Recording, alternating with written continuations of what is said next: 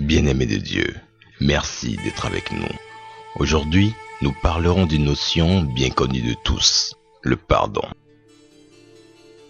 Depuis notre départ du Jardin d'Éden, Dieu n'a cessé de nous racheter, de nous pardonner malgré nos nombreux péchés, tout cela par amour pour nous. Le pardon est un acte d'amour, pas seulement envers celui que l'on pardonne, mais aussi et surtout d'amour envers vous-même. Il faut comprendre que pardonner, c'est annuler une dette, ôter un poids de sa conscience. Ne pas pardonner, c'est comme garder dans son ventre un acide que l'on enflamme à chaque instant. Cela finira par nous consumer. Lorsque vous pardonnez une offense qui vous a été faite, cela ne veut pas dire que vous l'oubliez ou qu'elle n'a jamais existé. Non, cela veut simplement dire que vous avez accepté de vous libérer de cette douleur qui vous maintient dans un état de domination. Cela veut dire que vous acceptez de lâcher prise pour aller de l'avant. Bien-aimés de Dieu, la rancœur empoisonne notre corps, notre esprit et notre sang. Sur la croix, lors de son sacrifice ultime, le Fils de l'homme a dit « Père, pardonne-leur car ils ne savent pas ce qu'ils font ». Dans cette phrase, il apparaît deux choses essentielles. Premièrement, Jésus savait qu'il ne pourrait nous sauver sans obtenir le pardon de son Père. Et aussi, il met à la lumière notre ignorance. Et bien souvent, nous gardons rancune par ignorance, pensant être des personnes de principe comme nous le disons souvent. Mais en réalité, nous sommes faibles et ignorants de tout ce que la rancœur détruit en nous et ce que le pardon nous apporte.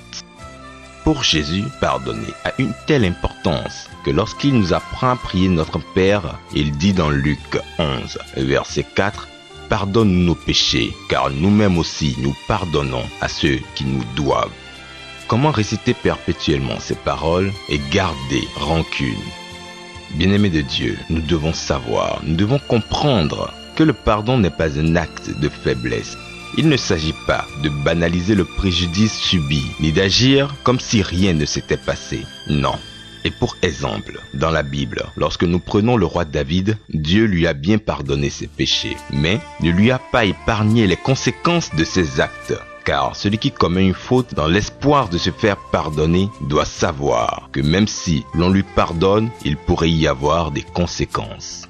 Prenons cette image. Vous confiez votre argent à un ami qui pour une quelconque raison le dépense et vous demande pardon pour l'acte et le tort qu'il vous a causé. Vous pourriez aisément lui pardonner, mais dans l'avenir, vous ne lui confierez plus votre argent. Pas par rancœur, mais parce que son action précédente a eu pour conséquence de briser la confiance que vous aviez en lui. Bien-aimés de Dieu, nous devons comprendre que pardonner est un acte de miséricorde qui fait intervenir le divin. Il faut se rappeler et comprendre que pour pardonner quelqu'un, il faut que nous sachions un certain nombre de choses. Nous devons nous souvenir de ce que pardonner implique. Ce n'est pas fermer les yeux sur la faute, ni faire comme si de rien n'était. Non, c'est simplement ne plus tenir compte de ce qui s'est passé. Il faut réfléchir aux bienfaits du pardon. Laisser de côté la colère et le ressentiment vous permettra de rester calme, d'avoir une meilleure santé et d'être plus heureux. Plus important encore, pardonner aux autres est indispensable pour que Dieu pardonne nos propres péchés. Être compréhensif. Nous sommes tous imparfaits. Tout comme nous aimons être pardonnés, nous devons aussi pardonner aux autres. Être raisonnable. Quand notre sujet de plainte est mineur, nous pouvons appliquer ce conseil biblique. Continuez à vous supporter les uns les autres. Et finalement, agir rapidement. Faites tout pour pardonner dès que possible, au lieu de nourrir de la colère. Il faut toujours garder à l'esprit ces 5 principes quand une offense a été commise envers nous et se rappeler que notre Père qui est dans les cieux nous a tant aimés qu'il est allé jusqu'à sacrifier son unique fils pour que nos fautes nous soient pardonnées. Bien-aimés de Dieu, le pardon est un acte d'amour et l'amour peut tout. Que Dieu vous bénisse. Merci.